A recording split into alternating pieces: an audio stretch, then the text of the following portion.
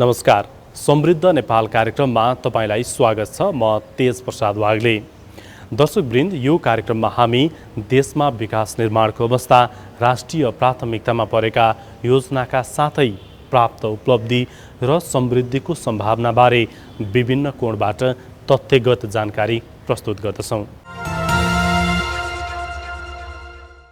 अहिलेको संविधान कार्यान्वयन भएको 6 वर्ष पुरा भएको छ। नेपालमा लामो प्रतीक्षापछि 2072 असोज 3 गते संविधान सभाबाट नयाँ संविधान जारी भएको थियो। संविधान बनेसँगै देशमा सुशासन, विकास र समृद्धि हासिल हुने जनताले अपेक्षा गरेका थिए। 7औं संविधान दिवसको सन्दर्भमा आजको श्रृङ्खलामा हामीले संविधान कार्यान्वयनको 6 वर्ष कस्तो रह्यो यो विषयमा चर्चा गर्नेछौँ।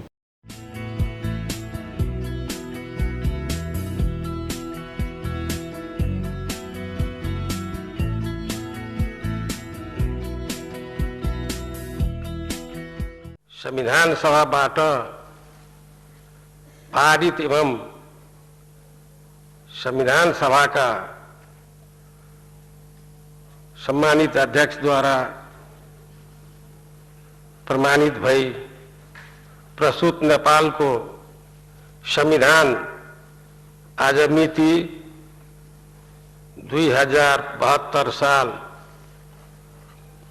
असोज 3 गतेदेखि प्रारम्भ भएको नेपाली जनता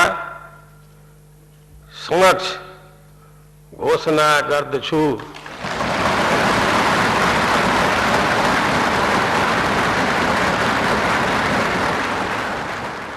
नेपाली जनताको लामो सङ्घर्ष, त्याग र बलिदानपूर्ण आन्दोलनको उपलब्धिको रूपमा संविधान सभाबाट सङ्घीय लोकतान्त्रिक गणतन्त्र नेपालको संविधान जारी भएको हो। 2072 असोज 3 गते जारी गरिएको संविधान कार्यान्वयनको 6 वर्ष पुरा भएको छ।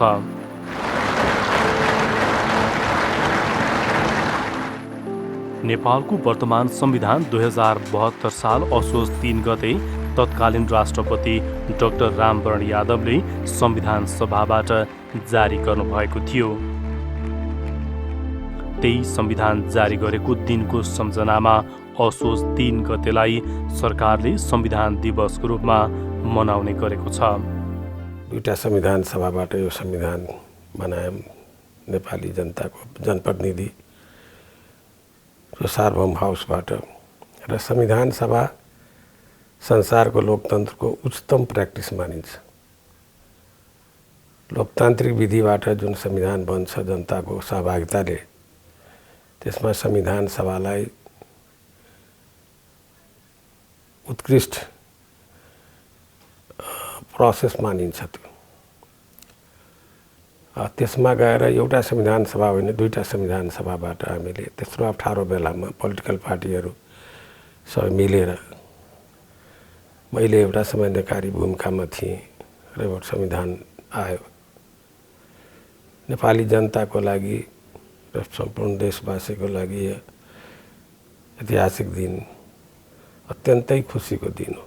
त्यो लोकतन्त्रको मन्दिर नेपाली जनताको प्रतिनिधिको ठाउँबाट जुन आफैले संविधान लेखेर यदि नेपाली जनताले जुन संविधान सभाबाट प्रतिनिधि मार्फत जुन संविधान बनायो, त्यसको जनतालाई जनताको नासो दिने मलाई जिम्मा थियो। म राष्ट्राध्यक्षको नाताले मैले त्यो लोकतन्त्रको मन्दिरमा उभिएर नेपाली जनताको सुख र समृद्धि र उसको अधिकारको सुरक्षाको लागि जुन सदियोंदेखि लडेर ल्याएको छ, त्यो संविधान मैले मौका पाएँ 3 करोड नेपाली जनतामा।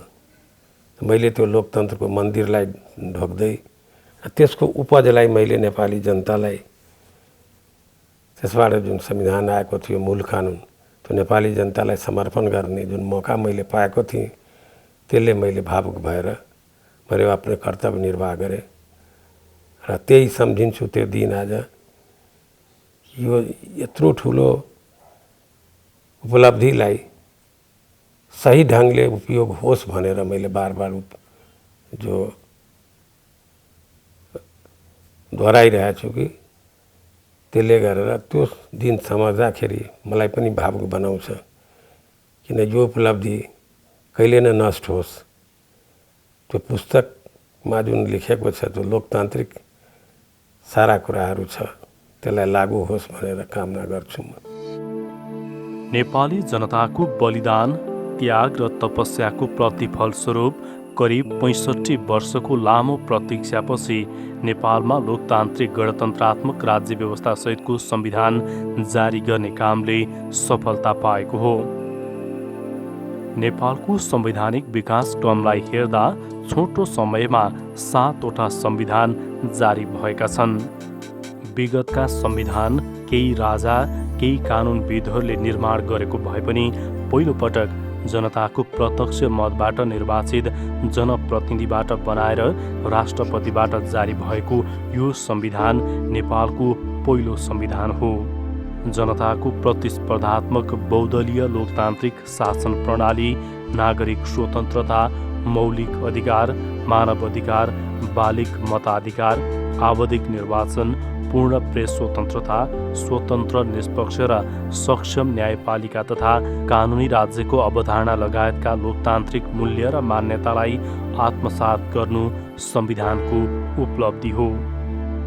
यो लोकतान्त्रिक संविधान हो।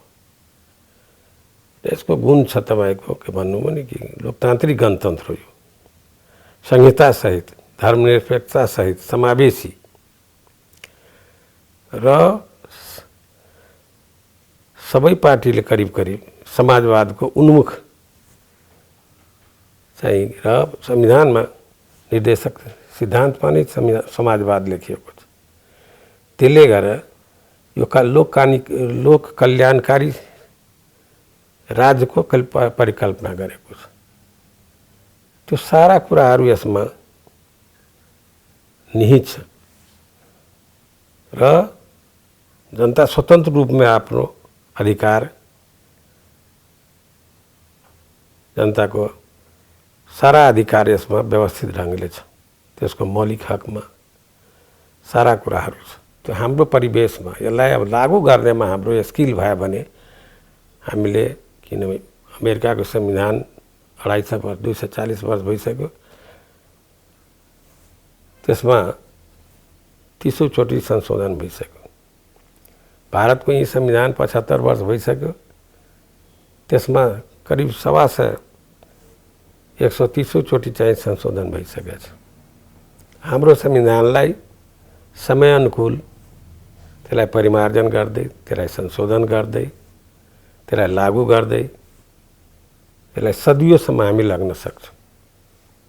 जापानको संविधान दोस्रो विश्वयुद्ध पछि आएको छ। अमेरिकनले लेखिदिएको छ त्यो संविधान उसलाई।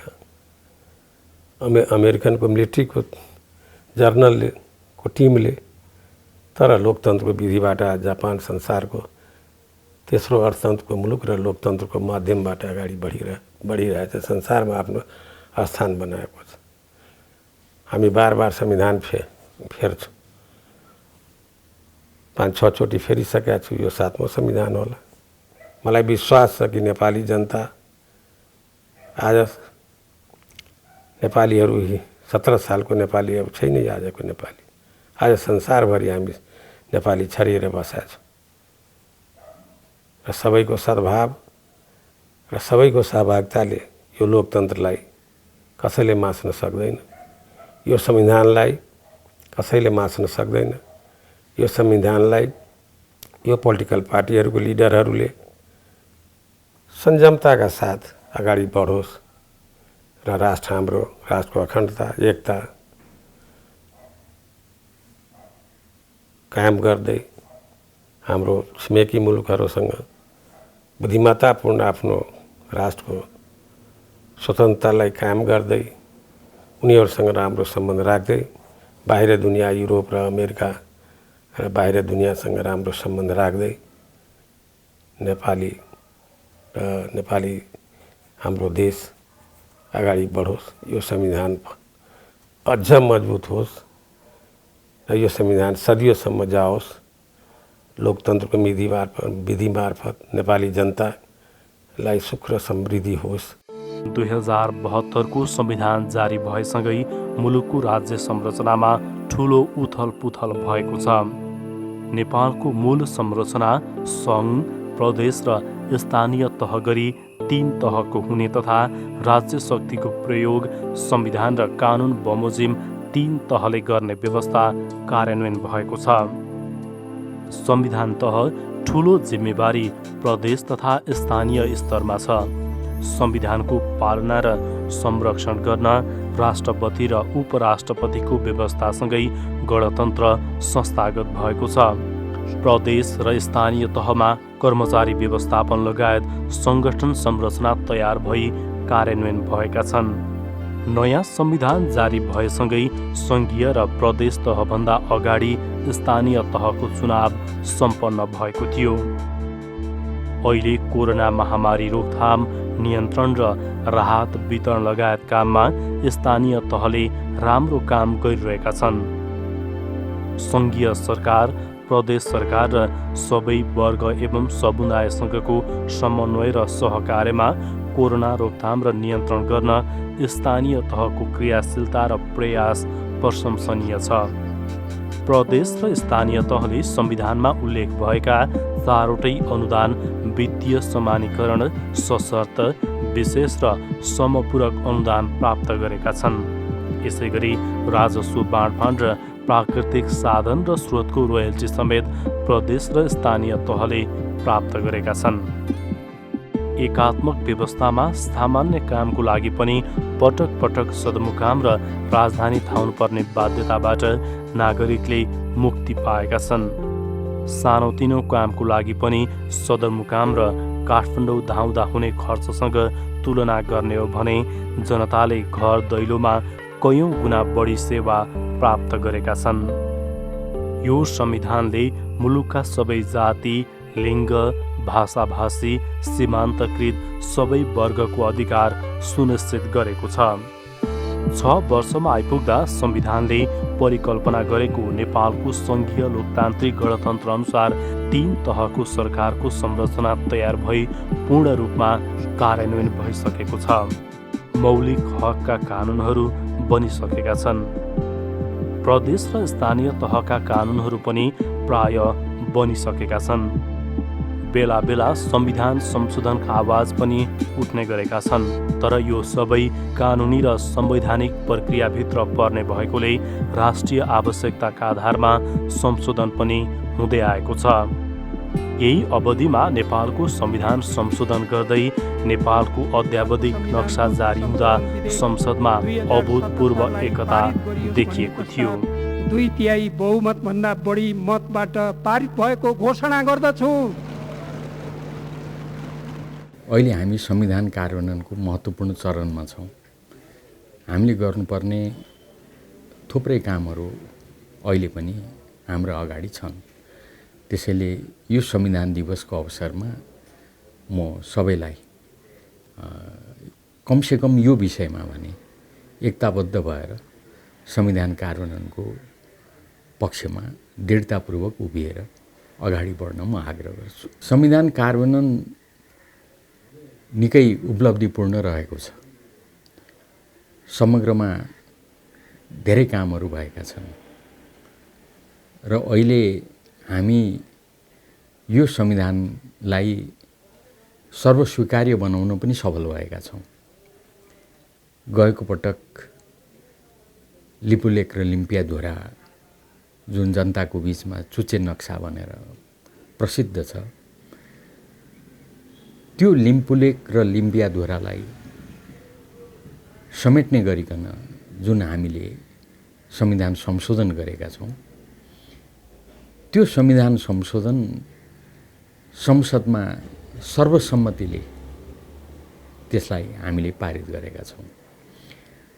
त्यो सर्वसम्मतिले पारित गर्दा सिङ्गो देश संविधानको पक्षमा उभिएको छ र नेपालको संविधान सर्वस्वीकार्य हुनु पुगेको छ। सबैले यसलाई समर्थन गरेका छन्। हाम्रो छिमेकी भारतमा संविधान सभाले बनाएको संविधान 10 वर्षसम्म दक्षिण भारतले त्यसलाई अस्वीकार गर्यो। 10 वर्ष पछाडि बल्ल आएर उनीहरू एक ठाउँमा उभिन आइपुगेका हुन्।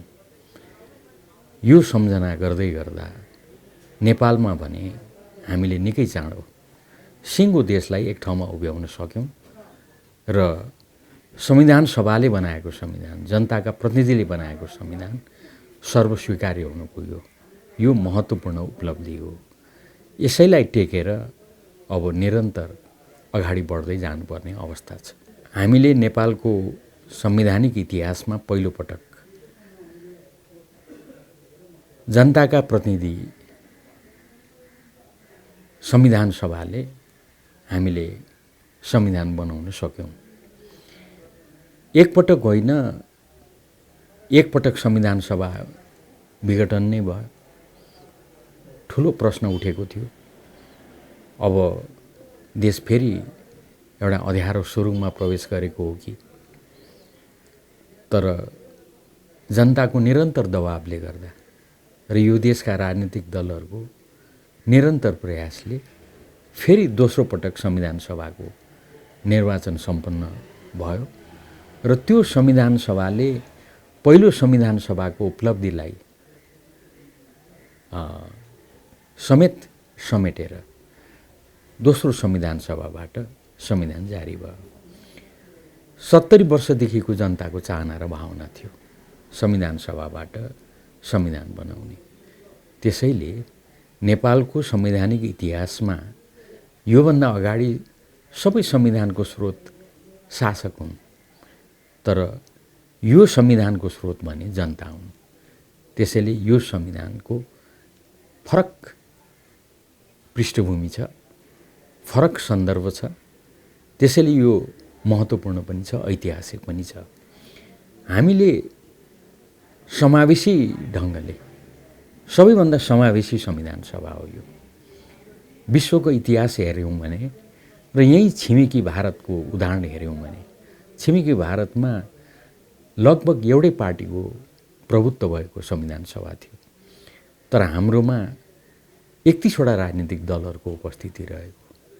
निरङ्कुश पञ्चायती व्यवस्थामा काम गरेका साथीहरूदेखि त्यसको विरोधमा सदा सर्वदा सङ्घर्ष गरेका दलहरू नेपाली काङ्ग्रेस, नेकपा एमालेदेखि यो बाटोबाट हुँदैन, सशस्त्र क्रान्ति नै आवश्यक छ भन्ने नेकपा माओवादी केन्द्र समेत 31वटा राजनीतिक दलहरूको संविधान सभामा उपस्थिति थियो।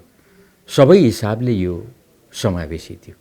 त्यस्तो समावेशी संविधान सभाले सहभागितामूलक ढङ्गबाट शून्यबाट सुरु गरेर हामीले संविधान निर्माण गऱ्यौँ।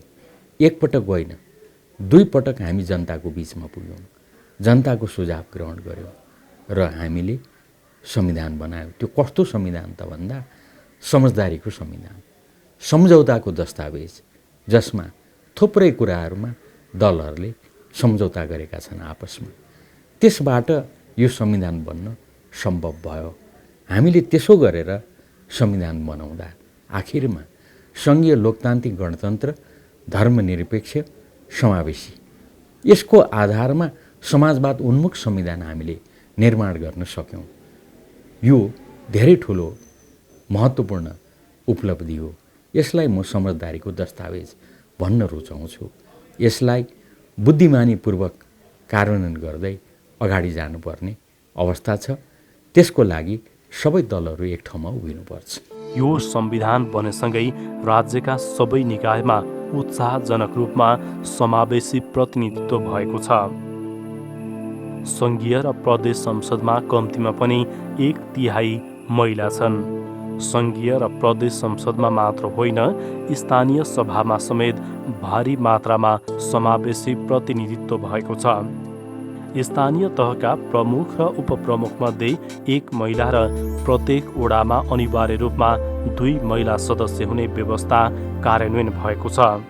स्थानीय तहमा निर्वाचित जनप्रतिनिधिमध्ये 41% महिला छन्। यसै गरी कुल निर्वाचितमा करिब 20% दलित महिला छन्। व्यवस्थापकीय संरचनामा मात्र होइन, मुलुकको कार्यकारिणी भूमिकामा समेत लैङ्गिक समानता सुनिश्चित छ। संविधानमा मौलिक हक सम्बन्धी बृहत व्यवस्था छ। मौलिक हकलाई संविधानको मेरुदण्डका रूपमा राखिएको छ।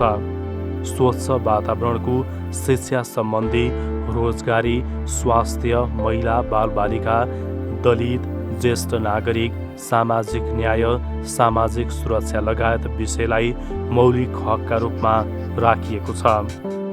मौलिक हकको प्रभावकारी कार्यान्वयन गर्न आवश्यक कानुनहरू पनि निर्माण भएका छन्। संविधानमा महिला, दलित, मधेसी, थारू, मुस्लिम, आदिवासी जनजाति लगायत समुदायको हक अधिकार संरक्षण गर्न अलग्गै संवैधानिक आयोग बनाइएको छ। यस संविधानमा बिल्कुलै नेपालमा बनेका इतिहासका 6-6वटा संविधानभन्दा फरक प्रकारको प्रावधानहरू छ, जहाँ चाहिँ हामीले सिङ्गो नेपाल भेट्न सक्दछौँ। हुन त योभन्दा पहिलेका शासकहरूले पनि नेपालको विविधतालाई चाहिँ औँल्याएको कुरा हामीसँग इतिहासले बोल्दछ। तैपनि जसरी चाहिँ विविधता छ भनेर स्वीकार गरिएको छ, त्यसरी संविधानमा चाहिँ विविधतालाई सम्बोधन गर्ने कुराहरू चाहिँ छुट्टी नै राखेको थियो। र यो संविधानमा के छ भने सबभन्दा बढी त हामी महिलाहरू चाहिँ लाभान्वित छौँ, किनभने महिलाहरूको त एकजना पुरुष र एकजना महिलाको तुलना गर्दा विगतमा चाहिँ महिला चाहिँ मान्छेको दर्जामा कुनै हालतमा पनि आउँदैन थियो हैन। आज चाहिँ अंशको अधिकार, वंशको अधिकार एवं प्रकारले चाहिँ महिलामाथि हुने विभेदकारी नीतिहरूलाई चाहिँ टोटल चाहिँ सकेसम्म निर्मूलै पार्नको निम्ति यो संविधानमा थुप्रै प्रावधानहरू छ। र यो संविधान बमोजिम चाहिँ कुनै पनि एक नेपाली महिलाले चाहिँ क्लेम गर्यो अदालतमा या अरू कुनै पनि ठाउँमा चाहिँ उसले क्लेम गर्यो भने प्रशस्तै अधिकारहरू स्थापित भएका छन्। पोलिटिकल्ली पनि तपाईँले हेर्नुभयो भने राजनीतिक प्रतिनिधित्वको हिसाबले पनि केन्द्रमा 33% भनेको चाहिँ सामान्य कुरा होइन। हाम्रो छिमेकी मुलुक भारतले या हाम्रो छिमेकी मुलुक चाहिँ चाइनाले नै त्यत्रो विकसित हुँदाको बखतमा पनि उहाँहरूले चाहिँ आफ्नो प्रतिनिधित्व या महिलाहरूको प्रतिनिधित्वलाई चाहिँ एकदम हामीभन्दा धेरै नै कम अब प्रतिशतमा चाहिँ उहाँले उपस्थिति गराइराख्नु भएको छ। हामी नेपाली महिलाहरू चाहिँ यहाँ चाहिँ 33% केन्द्रमा, प्रदेशमा 33% र स्थानीय र लोकल लेभलमा 40% ओभर चाहिँ प्रतिनिधित्व हुनु भने सामान्य कुरा होइन।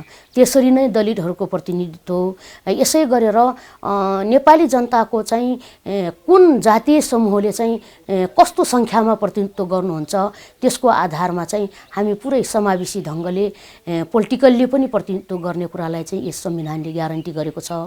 एवं प्रकारले जसले चाहिँ आज चाहिँ जब चाहिँ नेपाली नागरिक भएर उहाँहरू जन्मिनुहुन्छ, जन्मिसकेपछि कमसेकम न्यूनतम पनि शिक्षा, स्वास्थ्य एवं प्रकारले चाहिँ अब फुड राइटकै कुरा गर्नुभयो भने पनि हैन, खाद्य अधिकारकै कुरा गर्नुभयो भने पनि संविधानमा पर्याप्तै मात्रामा अरू मुलुकहरूमा नभएको कुराहरूलाई लेखेको छ।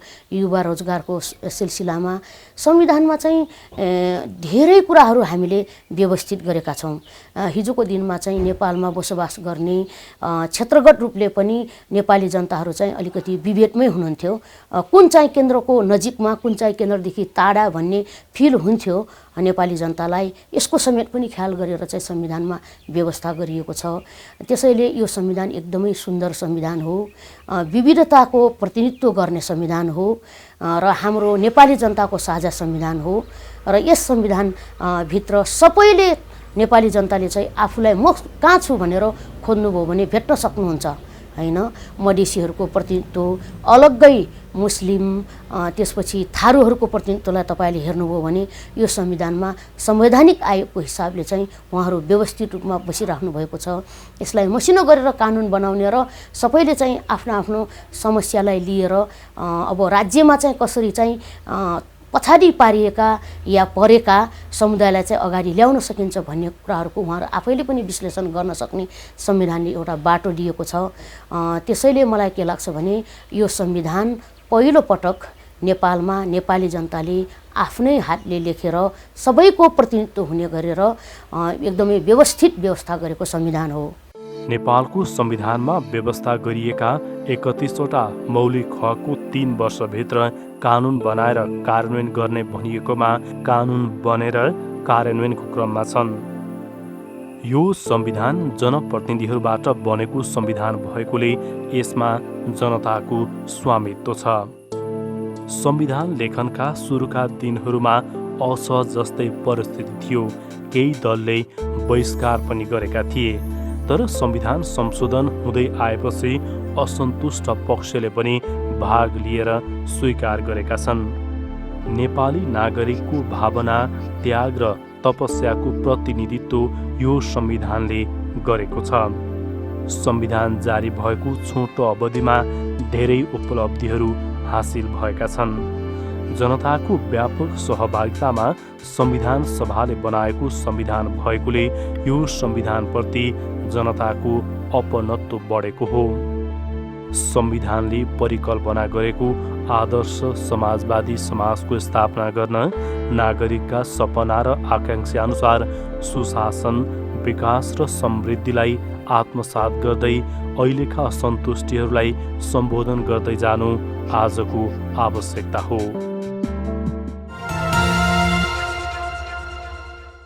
जनताको व्यापक सहभागितामा संविधान सभाबाट बनेको संविधान हुनाले अहिलेको संविधानप्रति जनताको अपनत्व छ र संविधान निर्माण भएको 6 वर्षको अवधिमा संविधान पूर्ण रूपमा कार्यान्वयन भएको छ र जनताको सपना र आकांक्षा अनुसार सुशासन, विकास र समृद्धि हासिल गर्नु अहिलेको आवश्यकता हो। आजको श्रृङ्खलामा हामीले संविधान जारी भएको 6 वर्षको अवधिमा संविधान कार्यान्वयनको अवस्थाबारे चर्चा गऱ्यौँ। आजको लागि समृद्ध नेपाल कार्यक्रमको समय सकिएको छ। यो कार्यक्रम तपाईँ नेपाल टेलिभिजनको वेबसाइट nepaltvonline.com का साथै नेपाल टेलिभिजनको मोबाइल एप र अन्य सामाजिक सञ्जालमा पनि हेर्न सक्नुहुनेछ। आजको लागि समृद्ध नेपाल कार्यक्रमबाट हामी सबैलाई बिदा दिनुहोस्। नमस्कार।